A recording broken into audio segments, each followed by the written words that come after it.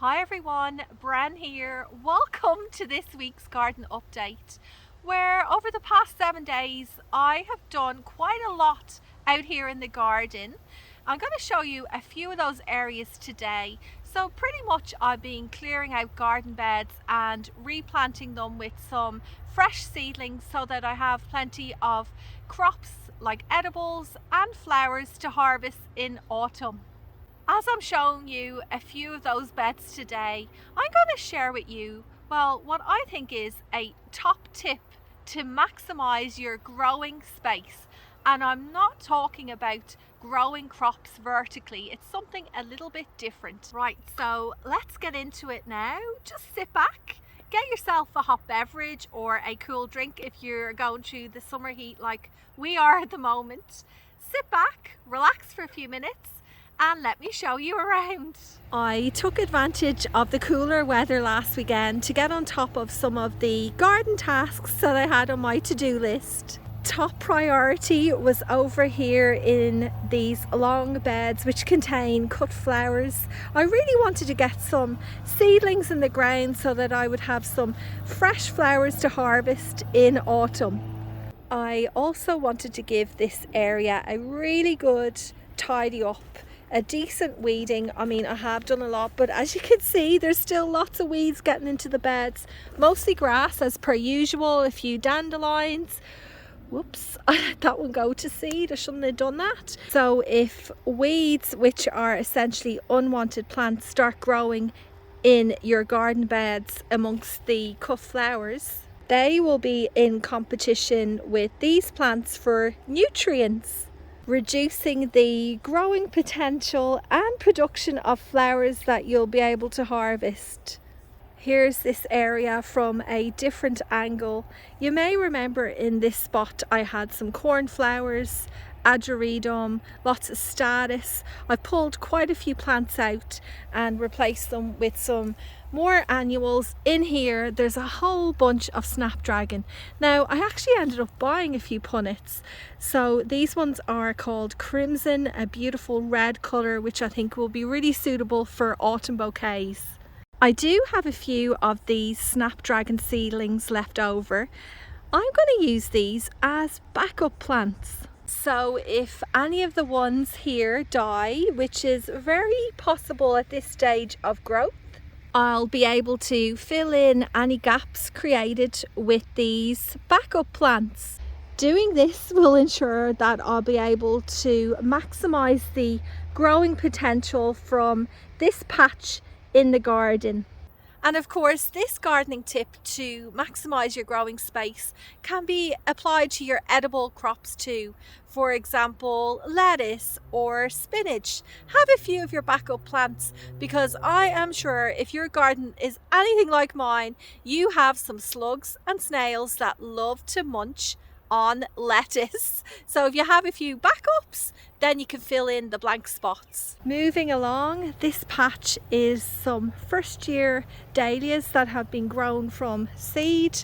A few of them are quite beautiful. As I said before, you just don't know what kind of flowers to expect when you grow a dahlia from seed. Oh, look at that one. Up! Is that a grasshopper? There is a patch here of cornflower seedlings. Like the snapdragons, I purchased these in a punnet, and already they've only been in now a few days and they have really perked up. They seem to be settling in quite well. There's a few of the ageridum plants. I'm actually leaving these here so I can collect some more seeds, and then beyond that we have a mix of zinnias. I sowed these seeds about 3 weeks ago in a tray. You can also direct sow zinnia seeds into the ground. I've also popped some zinnia seedlings in this patch. I originally planted this with zinnias maybe a couple of months ago, and only this amount survived. You can see they are flowering now, and where the other plants were over here, they got dug out by the chickens. So what I did was I had my backup plants, or extras that I popped in here. They are quite a bit behind. in size, obviously, compared to these ones, but it's better to have some plants in here rather than no plants. And then when I did plant these in here, they were covering this entire area as far as I can remember. However, again, the chickens dug some out, so I had more seedlings that I was able to put in. You can see they are the really tiny ones like the ones in the other beds, but you know, I filled out the space again, and it actually works out all right because it means I'll have a bit of succession of flowers. So probably by the time these plants start to get a bit tired, possibly getting a bit of powdery mildew disease, I won't need to stress out about that because I will have these other smaller plants in bloom. What's actually happening here in this patch of zinnia plants is a method known as succession planting. Now, I haven't planned for this to happen here, but I do in other areas, especially when it comes to my edibles like, say, zucchinis. So put very simply, succession planting is where you stagger the sowing of seeds, whether that be your cut flowers or edible crops, over a period of time during the growing season, and this helps to extend the harvest.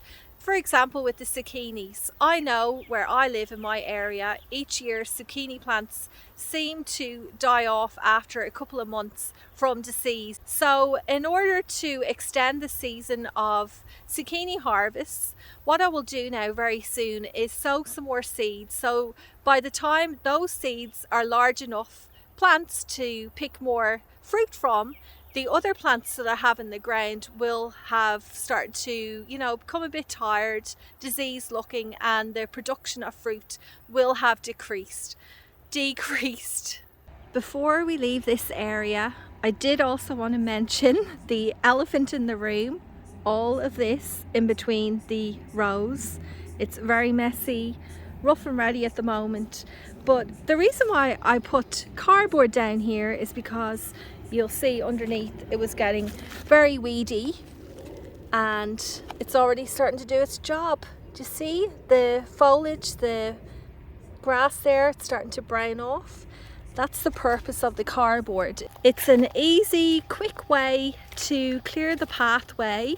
Now, I do notice that I have to come back in here and cover up some exposed areas, but pretty much the cardboard will kill off any grass or weeds, meaning that when I'm working here in this patch, I'll have a clear line of sight in case there's any snakes. Do you remember last week I showed you a couple of tomato plants which I purchased? The variety's called Tommy Toe. Well, I also popped them in the ground and I swear they've already grown quite a lot. I don't know, am I imagining it? Feels like they've put on at least a couple of inches. Also in this bed, a bit of a mix. This is the Ken's Gold dahlia, and then down here is an okra plant, and then I have a few zinnias there and lots of overgrown weeds with some flowers in between. Over here in the raised garden bed area, I have a couple of beds that have been freshly planted with some edibles and flowers. In this bed there's basil. This variety is sweet basil, and then over here this one is called holy basil. It's got really nice flowers. Oh, I love doing this and having the smell. Beautiful. And I've also got some spring onions. I popped them in there. It was back in late spring, I think it was. Just need to mulch it, and yeah, this should fill out nicely now over the next month or two. Behind that there are zinnias, the purple prince. There's also sunflowers, which some of them are single stem flowers and others are branching varieties. It's so incredibly humid today, like the sun is intense. But look who's absolutely loving this weather. These, which are some of the chili plants. What's this one? A random weed that's got in there. Not sure what that is. But yeah, look, still lots of beautiful chilies. I'm just waiting for them to ripen. Here's your weekly look at the bouquets that I put together to be sold at Tarmore Garden Centre on Friday. Now, there's only about 3 weeks left until Valentine's Day, which is one of the biggest days for flower sales here in Australia. And I have to say, I'm feeling a bit nervous that I won't have enough flowers to sell any additional bouquets that week.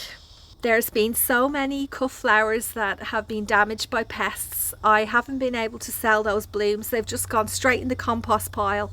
Like, here's an example of what I'm talking about.